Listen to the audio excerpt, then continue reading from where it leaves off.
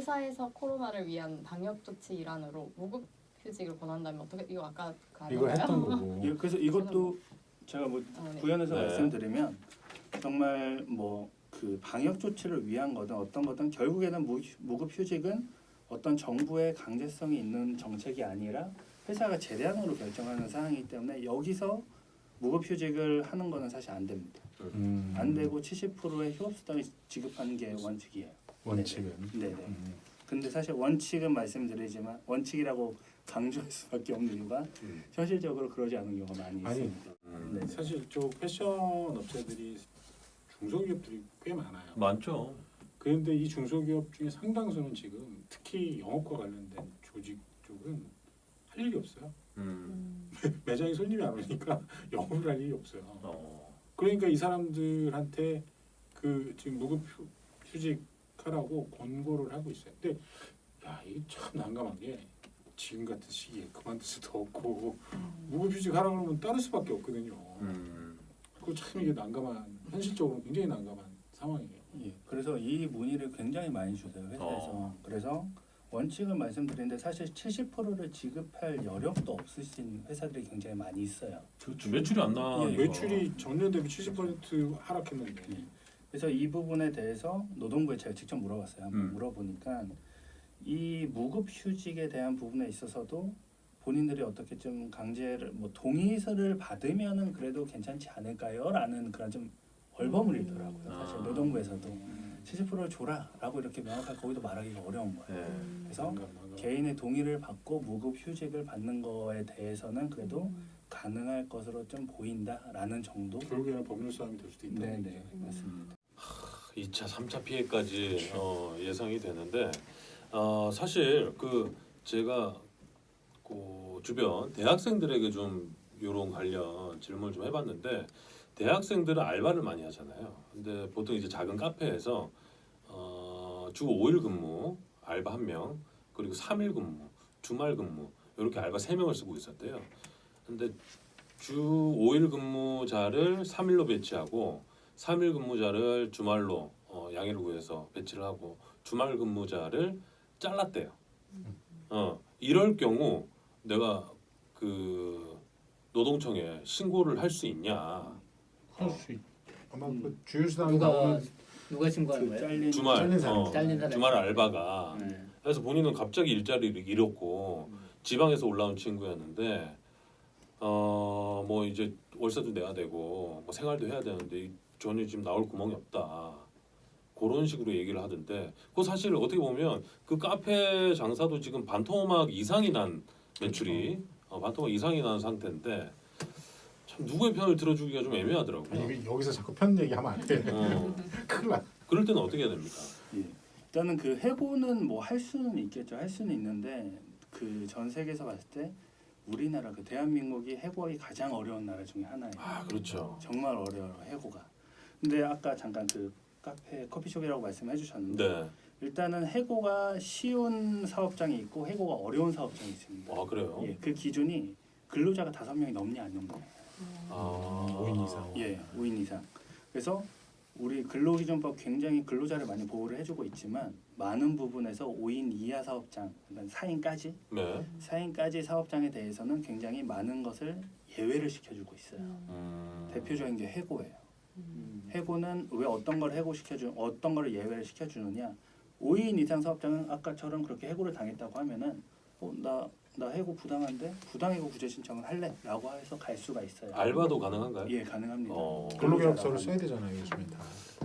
써야 되는데 안 쓰는 것도 아직 대표도 포함되는 있어요. 거예요? 그럼 그것도 더 근로자만. 큰거잖아요. 근로자만. 네. 근데 4인 이하는 사실 노동위원회를 갈 수가 없어요. 영세 사업장이니까 이 정도는 보호를 해주겠다. 예. 그냥 사업장의 특성을 고려를 웬만한 해주겠다라는 자영업자들은 다 여기 속하겠네요. 예, 그렇죠. 5인 이하가 훨씬 많으시죠. 예.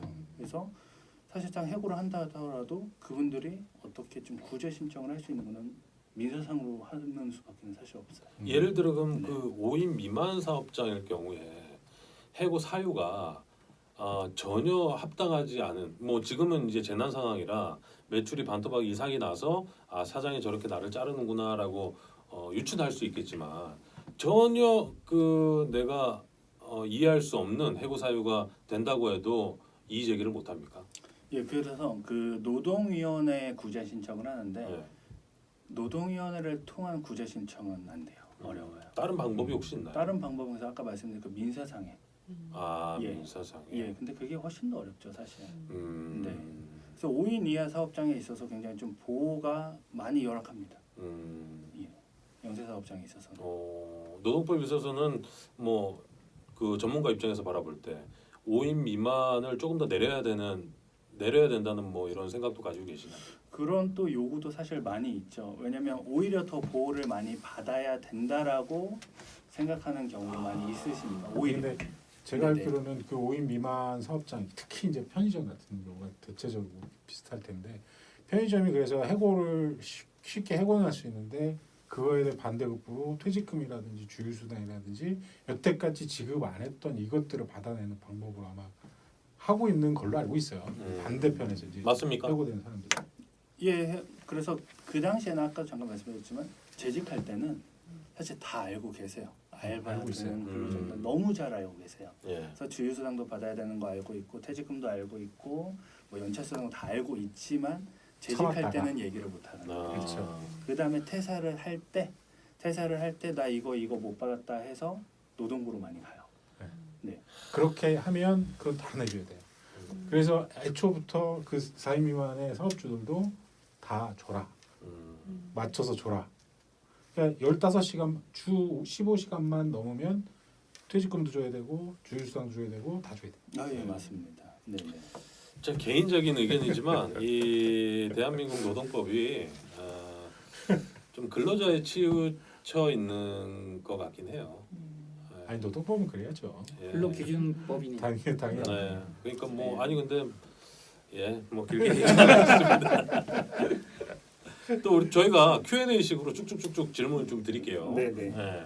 짧게 짧게 답변을 해주시면 좋을 것 그 반대로 예. 지금까지 만약에 이제 회사에서 그 아까 얘기했던 데 회사에서 코로나 때문에 어려움이 있으니 이제 너 그만둬라. 권고사직이라든지 해직을 내게 했을 때 나는 그럼 뭘 어떻게 해야 되는지. 그래서 일단은 권고사직과 해고 두 개를 좀 구분하실 필요가 있습니다. 권고사직과 해고. 예. 권고사직은 너 사직서 쓰는 게 어때? 라는 권고예요. 권고. 말 그대로. 예, 말 그대로 권고예요. 물론 이 과정에서 강압이 뭐 들어갈 수는 있겠지만 그러면 바로 그게 해고로 바뀌어버립니다. 네. 그렇기 때문에 권고사직을 했을 때는 나 그러면 사직서 안 쓸 거야 라고 하면서 내가 사직의 의사가 없다라고 하면 근로자가 그러면 사직서를 안 쓰면 돼요. 물론 어렵죠. 상황적으로 좀 어려운 부분이 있지만 저쪽에 발령되고 예. 책상 저쪽에 빼거나 이러지. 그래서 그런 부분이 있기 때문에 일단은 권고사직에 대해서는 사직서를 결국엔 쓰라는 당근으로 뭐 위로금도 주고 뭐 그러거든요. 네. 그럼 거기에 대해서는 사직서를 안 쓰면 됩니다. 안 쓰면 절대 쓰면 뭐 본인이 나가고 싶지 않다라고 하면 예. 안 쓰면 되는 부분이고 두 번째 해고는 일방적인 통지예요. 너 나가라는 거기 때문에 권고사직과 해고는 굉장히 많이 달라요. 그래서 나가라고 했을 때 근로자가 할 수 있는 거 지금 그렇죠. 질문 주신 거죠. 예. 그럼 근로자가 할 수 있는 거는 여기에 대해서는 나 해고가 부당해. 해고 사유도 아닌 것 같고 절차도 아닌 것 같아. 그렇기 때문에 나는 노동위원회에 구제 신청을 하겠어. 부당해고 구제 신청을 하겠어. 라는 방법이 있는데 아까도 말씀드렸다시피 4인까지의 사업장에 있어서는 이 구제 신청을 할 수가 없는 거죠. 근데 방금 말씀하셨던 그 권고사직과 해고의 차이 중에 하나가 권고사직은 이제 회유, 위로금도 주고 몇 달치 월급을 뭐 미리 땡겨서 주고 뭐 이러지만 해고는 그런 게 없는 거잖아요. 예. 근데 사실 예를 들어 그 계약서 쓸 때도 저는 그 꼼꼼하게 써야 된다라는 필요성이 있다고 보여지는데 일을 잘 하는 것 일을 잘 할 것 같아서 이제 채용을 했어요. 근데 그럼에도 불구하고 일을 잘 못해요. 네네. 우리가 기대했던 퍼포먼스나 면접 때 답변을 들었던 그런 내용들이 전혀 나와지질 않아서 해고 통보를 했어요. 그럴 때도 부당해고입니까? 그래서 그럴 때 보통 수습 기간이라는 거를 많이 둬요. 네. 그래서 정규직 근로계약을 하지만 3개월의 수습 기간을 두겠다라고 해서 그 수습 기간은 업무를 잘하는지 못하는지 그 적격성을 판단하는 기간이거든요. 네. 그래서 그럼에도 그 3개월의 기간 동안 너무 성과가 안 나왔어요. 일을 우리랑 안 맞아요. 네. 그래서 해고를 한다라고 했을 때도 그 수습 근로자는 부당해고 신청을 하는 경우가 굉장히 많이 있어요. 많아요. 많아요. 그리고 실제로 가도 회사가 지는 경우가 많아요. 왜냐하면 평가가 제대로 안 됐다는 거죠. 평가가 주관적이다. 예예 주관적이다, 뭐 임의적이다, 뭐 그런 식으로 해서 하는 경우가 많아서 그것도 회사 입장에서는 다 근데 그 체계적으로 갖추어. 채용 면접할 때 그 사전에 우리는 3개월 수습 기간이 있고 그때 서로 안 맞으면 해고될 수 있다 이렇게 노티스를 줘도 네 그 평가가 없으면 그렇죠. 그게 부당해고가 되는 거예요. 요새 이제 근로계약서를 서로 쓰잖아요. 근데 근로계약서에 막 그 뭐라 그러죠? 그 악조건들이나 이런 것들이 포함돼도 그게 법적으로 인정 못 받죠. 그렇죠. 법보다 안 좋은 그러니까 법에 미달하는 조건들은 다 무효가 되어버려요. 표준계약서에 미달되는 그런 조항이 있다라는 것도 의미가 없어지게 되는 거죠. 일방적으로 불리한 것들은 그렇죠, 다 계약 그렇죠. 그 조항은 무효가 되는. 아니 근데 예를 들어 아까 제가 그 질문 드렸던 거에 이어서 경력직을 채용을 해요. 제가 조금 더 구체적으로 들어가면 경력직을 채용하면 보통 일반 기업 같은 경우는 수습 기간이 없습니다. 수습 기간이 없고 경력 기간. 경력은 바로 이제 업무에 투입이 돼서 퍼포먼스를 보여줘야 하는데 제가 그래서 이제 곰곰이 생각해봤는데 뭐 제 일은 아닙니다만 면접 때 이런저런 질문들을 할 거잖아요. 네네. 그런 질문들을 녹화나 녹취를 해서 혹시 나중에 그 제가 아까 말씀드린 그런 문제 사항이 생겼을 때 네. 이게 근거 자료가 될 수 있을까요? 누구야?